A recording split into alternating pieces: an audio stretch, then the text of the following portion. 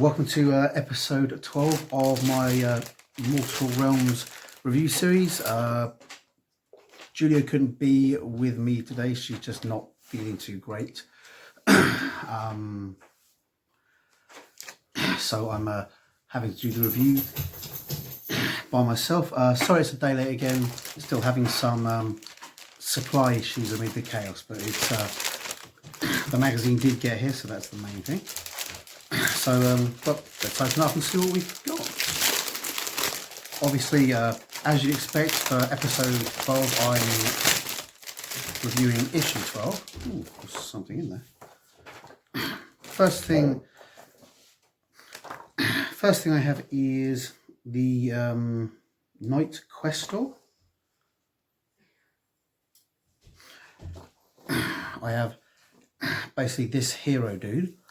He doesn't seem to have the magic weapons or the big cloaky stuff of the others. He seems to be more equipped like, he seems to be equipped a bit more like a standard Stormcast Eternal. Although I'll have to see how that goes as we assemble him. Amazing amount of detail. It's a 2016 sculpt, so you know what it's got all the little bits of detail you'd expect.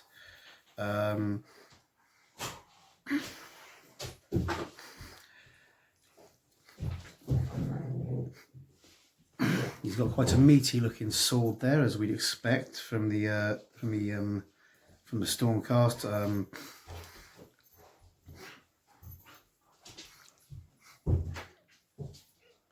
And basically this guy is a Diddy champion type thing that I can use. What exactly he does, I'll find out from the magazine when I read it. But he's yeah, he's got quite a lot of bits and pieces, including some detail on the back of the shield there, little lightning strike. I don't know if you can see that. Yeah. All in all, another fantastic model from Games Workshop. Hopefully that will fit together nicely, and that looks yeah, that looks pretty fantastic. So that's going to go with the rest of my guys who I'm gradually working through painting. It's one upside of this of a global pandemic. Ooh. Wow, you're reading helpful, aren't you? Yeah. Got a little letter here from Hatchet. Right, where are we? Ooh. Oh, this is UK customs only, and it looks like bad news. What we got? Unfortunately, due to the current context, our publication on sale dates are subject to change. As a result, we will be publishing issues fortnightly for the next 4 issues. So the next 4 issues are going to be every 2 weeks.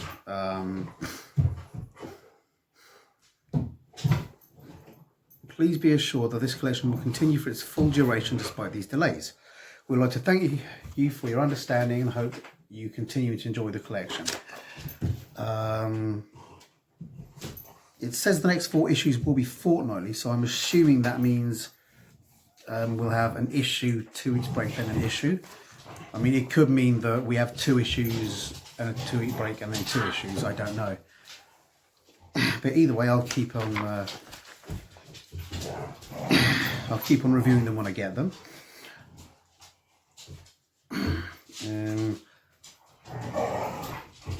I have seen this letter going around with some of the people who've been getting their subscriptions, so I was aware that this letter had been sent, but I didn't know if it was going to affect the shops or not. Apparently it is, so that's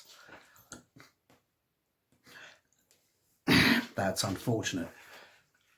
But hopefully it will give me time to get some more videos done with me kid. I have been trying to get more videos done, like some of the battles done with Julia, but she's got a lot of homework. I say homework because obviously she's off school because all the schools are shut down. They've been giving her a lot of work to sort of keep her going, and it just feels like a ton of work, and she just doesn't seem to have been stopping at the moment. We did get a letter saying, you know, don't stress yourself over it, but then one of our teachers said, why haven't you done the work? So it was all fun this end. So we've been trying to sort of adapt to the new situation. Hopefully things will settle down in the next few weeks and everything will be cool. In addition to that, because I had a cough and was self-isolating for 7 days, my family had to self-isolate for 14 days, and it's only on Tuesday that they've been allowed back outside. So despite being a vulnerable person, I've had to go out and do the shopping. Because I do, well, do some shopping because it was the only guy. Sif, Roxy, stop. Right, got the signature of Almighty Ian there, so that's all cool. Go straight into the Knight's Quest store. Knight's Quest store warriors who have been assigned a quest by Sigmar himself. They must strike out alone to complete their task and seek out and destroy. Oh, sorry, and seek out the destiny which has been chosen for. Right, Emma, can you come and pick up, or they just get dragged out? Sorry, my dogs are playing. Sif, sit. Roxy, sit. No, that's enough.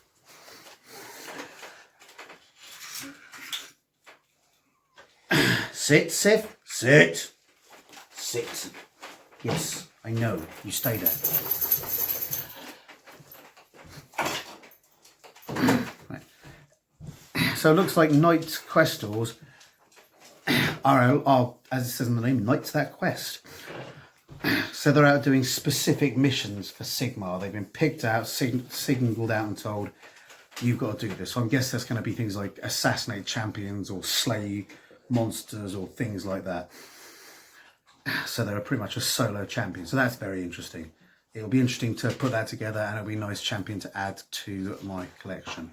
Sorry, I'm having to open it one-handed. Oh, I didn't show you the page, did I? And there's a picture of the Knight's Crystal, and then we've got the next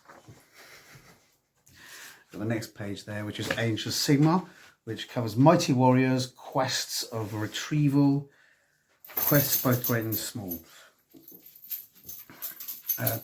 Just knocked the camera. States here the Knight's Quest can often be found alongside the rest of the storm host, but only when their goals align.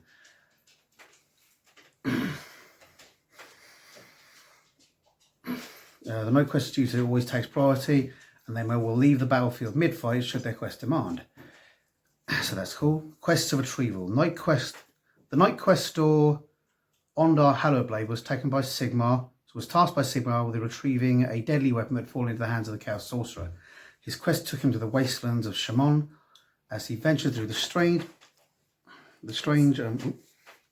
land dominated by the followers of Zench, he met others who shared his goals, including a Dwarven Fireslayer warrior and a priest of Sigmar.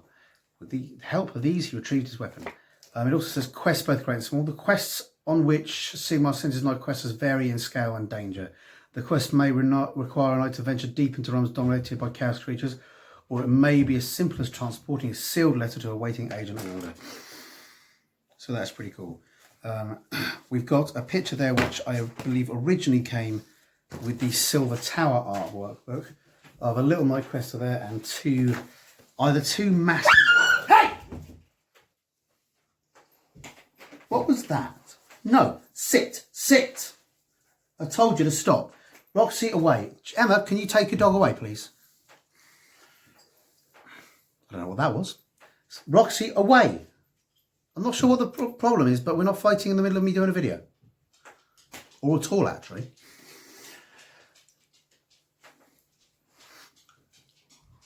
Was that just you yelping because you're a big cowardly custard? It was, wasn't it? I have two dogs. One is smaller and the other is about 2 or 3 times the size. And the one that's bigger is a massive coward, aren't you, Sif?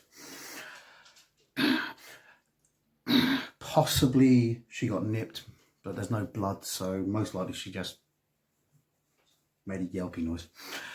Sorry about that, guys. Emma? Yeah? Check your dog over, make sure that nothing silly happened. Anyway, back to the you've got some fantastic artwork there, which came from the Silver Tower box set, I believe. Next, we've got Nighthorns, Chronicles of Terror. Nagash returns to the realms. Actually, Chronicles of Terror Part 2. Nagash returns to the realms with vengeance in mind. The forces of chaos scatter before the great necromancer's army. When his ultimate plan for revenge results in the necroquake, the Nighthaunt arise in numbers never before seen. Armies of murderous geists, because they couldn't say ghosts because they can't copyright that word, attack the living in every realm. Got more information about Nagash. Got a little Christmas tree bauble thing of him conquering Shyish, and then we've got some more chronological information there going down in order of things that happened. Next, we've got Stormhost. This one is talking about the Hallowed Knights, which are the blue and silver guys with gold trim. The Hallowed Knights are one of the most zealous of the Stormhosts. They consider war against chaos to be a sacred one, for which no sacrifice can be too great. And you've got some more details there telling you about some of the renowned chapters, the specialities, and some of their great heroes. It goes on to say the Hallowed Knights. The Hallowed Knight's faith and strength of will is legendary. Stay here, Sif. Even the corrupting powers of chaos have been seen to deflect from their silver armor. Sif, here, now. She does that. She yelps and then she wants to start playing again.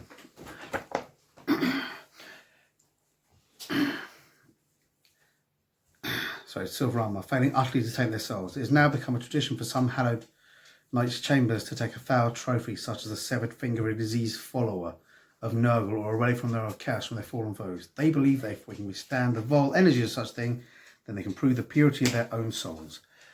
That can't possibly go wrong. So that's pretty cool.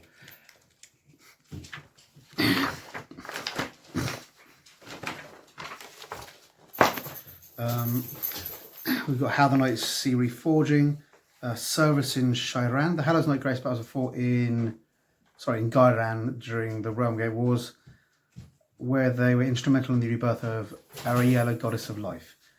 The goddess gave the Hallowed Knights her blessing, so these guys are friends of those guys. And we've got some heraldry there and some cool details on the Hallowed Knights. Next, into the Labyrinth, we've got Wayland Lightbearers, Night Questers. Wayland Lightbearer. Night Quester Lightbearer's quest takes him into the heart of the Silver Tower, a magical force created by the god Zench. Again, that's from the Warhammer Quest Silver Tower. There were two Warhammer quests set in AOS, and they got Warhammer Quest Blackstone Fortress, which is set in the 40k world, which is getting a lot of expansions and support, whereas the Silver Tower and the Nurgle one were more standalone. Although the guys that went there, such as this dude, by the looks of this dude, actually comes from the box set, did have rules to make them playable in AOS. So that looks like what we've got here. It looks like we've got, being as they've gone into the Labyrinth and into the Silver Tower, it looks like this is one of the, this is the AOS guy from the Silver Tower box set. I thought he looked familiar. There's a nice story there. I won't go into it and ruin the story for you, but that's... There's 2 pages of story there for you to read, including some quick blips on the Chaoric Acolytes and the Zangors. The Chaoric Acolytes and the Zangors were Zenchian warriors, which allow Zench players to expand on their stuff in Chaos. It's always worth keeping an eye out for the standalone games GW are doing. One of the ways they seem to be covering their bases in terms of bringing out weird stuff is saying, here's a standalone game that will be limited run, which is not the same as limited edition. Limited run is something they started saying since they redid the limited edition third ed of Space Hulk with more stuff in. They started saying it's limited run instead of limited edition because limited. So I'm just going to let my dough out so it doesn't move too much. Limited edition always meant these are the how many we're making. We're not making any more. Although technically the words didn't mean that. When GW redid third ed Space Hulk, a lot of people who bought it, particularly those who bought it and still had it in the plastic, lost their minds. And basically, that's not fair. This was supposed to be limited edition. Now you bought out another limited edition one with extra bits in. Mine's now worth less. Which to me always seemed a bit redundant. I've never seen the point of buying games for their value. I always thought, you know, this piece of plastic here is definitely not worth 4 or 5, well, the £2 or £3 even that you get for it. This is a standalone model. Probably pay like £18 to £20. I haven't checked the price on that one. Certainly it's not worth that for the plastic. It's worth that for the fun you have with it. So never quite well, I understand the economic logic behind it, but I've never understood the kind of the actual thing of doing it. The actual thing of sort of saying, oh, here's something I'm never going to touch. It's worth money. It's worth money because of the joy you get from it. If you're not going to get joy from it, what's the point? But yeah, you've got the Keurig acolytes there, who are basically cultists and other such things that serve Zench. Some of them go off and dress funny and do things. Others actually carry out their everyday lives. You've got the Zangors there, who are pretty cool looking. They're beastmen with beaks. Zangors have existed since pretty much first or second ed, in that they've been Zenchian beastmen. And yeah, now you've got them and they're available for the armies of Zench. You've got the pink horrors, which are Zench's actual base demonic troops. And you've got a bunch of little Chaos Familiars there, which you've got with the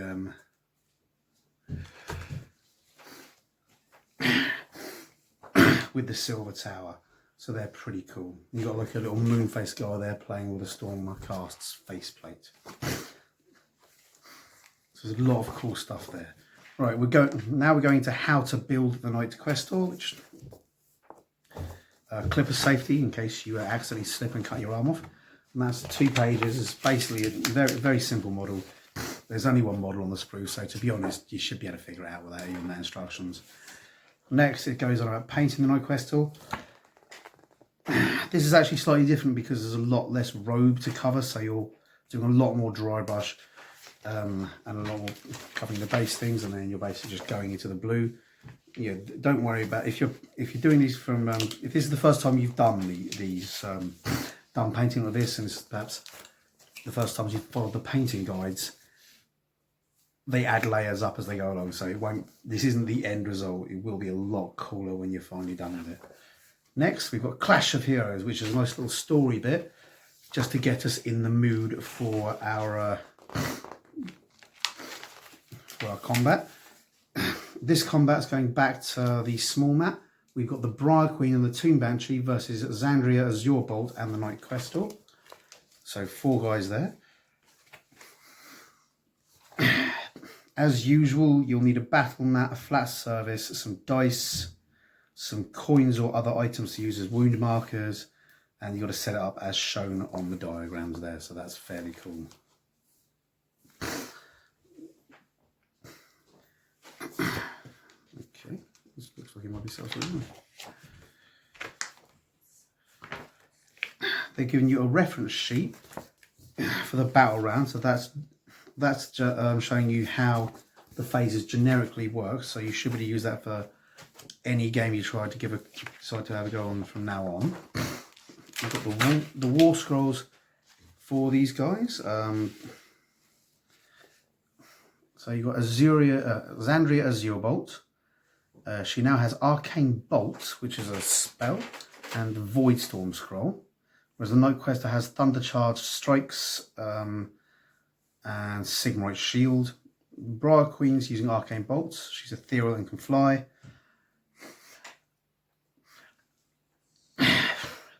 Tomb Banshee,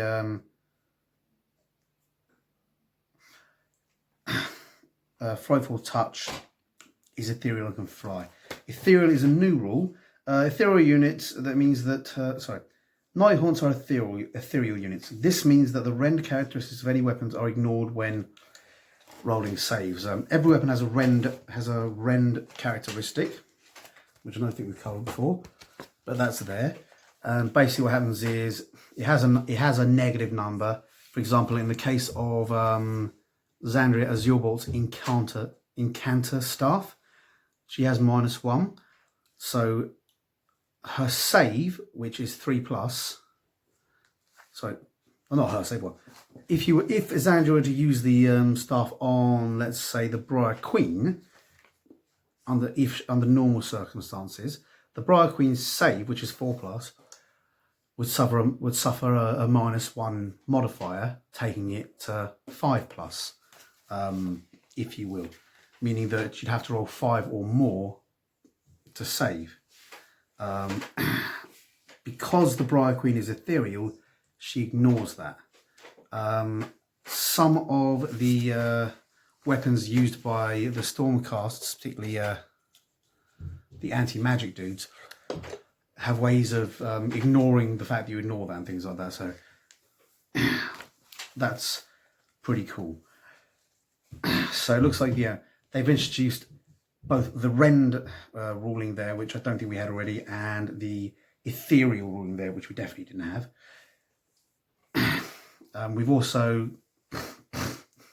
got some extra spells there, which are cool. So I'll read through the rend here. So some weapons have a rend characteristic. This is shown in the unit's war scroll.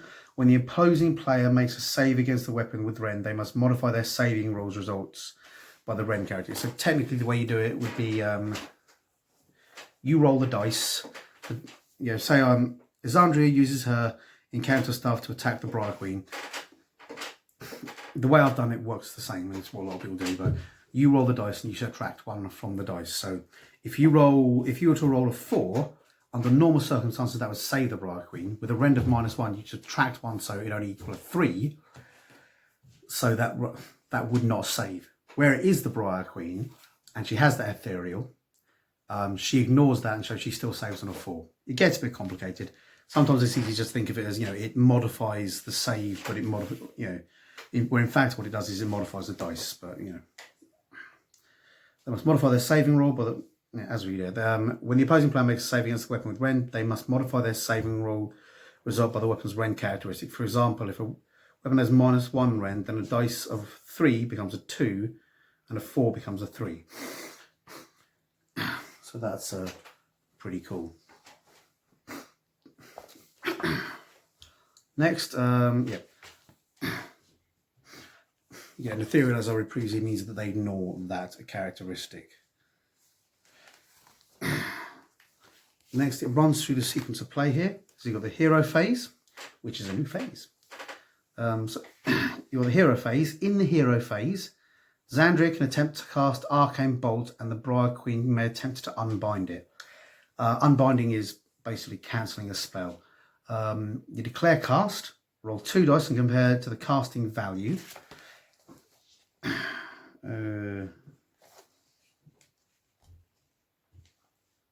Has a casting value of 5. So Briar Bolt has a casting value of 5. Compared to the casting value, if it equals or beats the value, the spell is successful.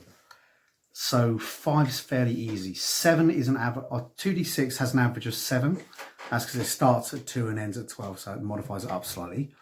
The spell has a casting value of 5, so you've got to beat that 5. So chances are you are going to do it, but you're not always going to do it. So spells don't always work. Unbind the spell. Roll 2 dice compared to the casting result, which is the number you got. If it is greater, the spell is unbound. So basically, you roll 2d6, your opponent rolls 2d6. Your 2d6 has to be 5 or more. If you were to get, for example, 6, the spell will be cast. Your opponent then rolls 7, he unbinds the spell, so the spell doesn't get cast. So there's 2 numbers that you kind of have to beat when you're casting a spell. The spell's value and the number your opponent rolls. So that's cool. It does mean spells are fairly easy to counter, but they're also fairly devastating. So, you know, from what I understand, there are lots of grand wizards and that have things that affect that. And then it goes into the movement phase. Your orders may move up to their movement characteristics, but they do not move on their war scroll. Do not move within 3 inches of the enemy. If you want to move within 3 inches of the enemy, that's when you've got to charge. You've got a shooting phase. It says here, it's grayed that out because you don't have anything to shoot with. And you've got the charge phase. Units from the target the enemy may charge, check the distance, roll 2 dice, add the numbers together. If the roll is equal or more than the distance, the charge is successful. Then it goes into the combat phase, which is the same as we had previously. Pile in 3 inches. Attacks, use your war scroll to find the value. You know, weapon, find the number of attacks. To hit, roll the dice and remove failures. To wound, roll the dice and remove failures. Save, the defending player rolls to save. Here, we're probably going to see a bit more balance up in the previous than in the previous games, where the better armor, of the Stormcast gave them a significant advantage.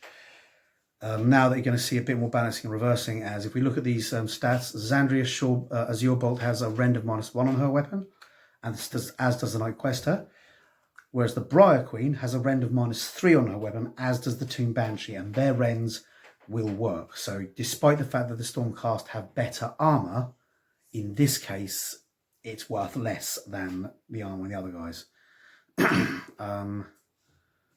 So that's going to be interesting to see.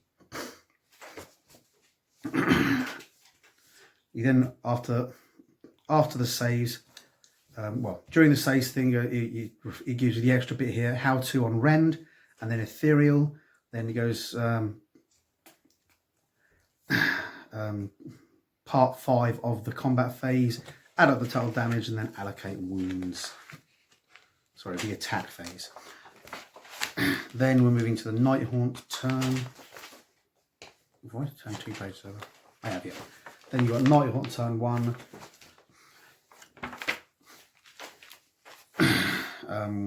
Which is pretty much the same, but with Nighthaunts. Stormcast turn 2. We've got a little bit here with mortal wounds. Some attacks and spells inflict mortal wounds. Do not make hit or wound saves. Do not make hit, wound, or save rolls for mortal wounds. Instead, damage inflicted on the target is equal to the number of mortal wounds that were suffered. I'm just going to go back to the reference sheet.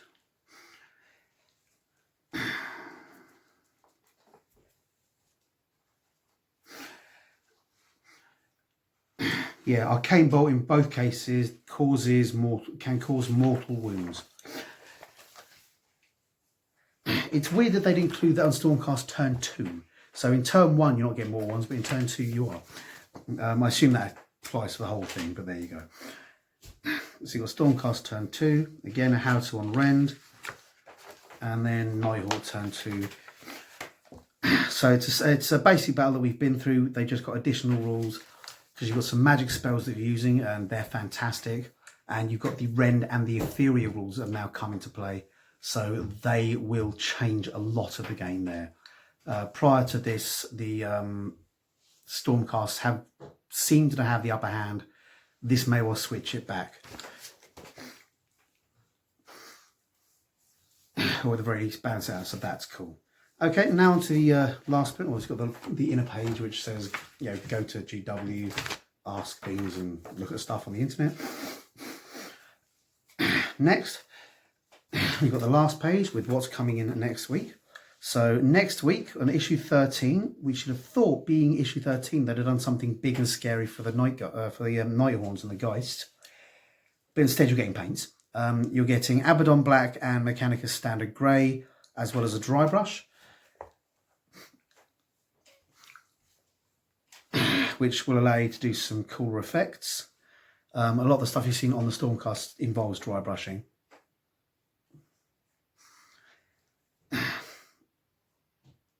Then in issue 14, we've got something awesome for the Night Haunts, you've got 2 Dread Blade Harrows. These are cavalry guys. They're holding swords aloft. One thing I will point out there, if you've got any skeletal guys like that holding swords aloft, be careful how you pack them. It is really easy to snap those thin plastic joints. Yeah, so you've got 2 new Night Haunt heroes, the Dread Blade Harrows. Let's read what's coming in issue 13. You've got Discover the Forces of Order, Paint Your Sigmarite Mausoleum, new rules to play through as always. And then in issue 14, Dreadblade's Harrows, Discover the Forces of Chaos, and new rules to play through as always. So, yeah, some really cool stuff coming in the next 2 weeks. No, in the next 2 issues, which will probably be over the next 4 weeks. Obviously, the pace of the videos will slow to match the pace of getting the magazines, but I'm going to keep going on through them, and I'm definitely going to add some new videos in, because if I've got the time to do this, I've got time to do other stuff, to try and keep some content coming for you guys while you're stuck inside. Stay in, stay safe, and all praise Papa Nurgle. Bye-bye. Hi guys, hope you enjoyed that video, and if you did, remember to like and subscribe to my channel. I'm also on Facebook and Twitter. Not sure why, but I am. So if you like it, see me there, and please tell your friends. Thanks very much. Bye.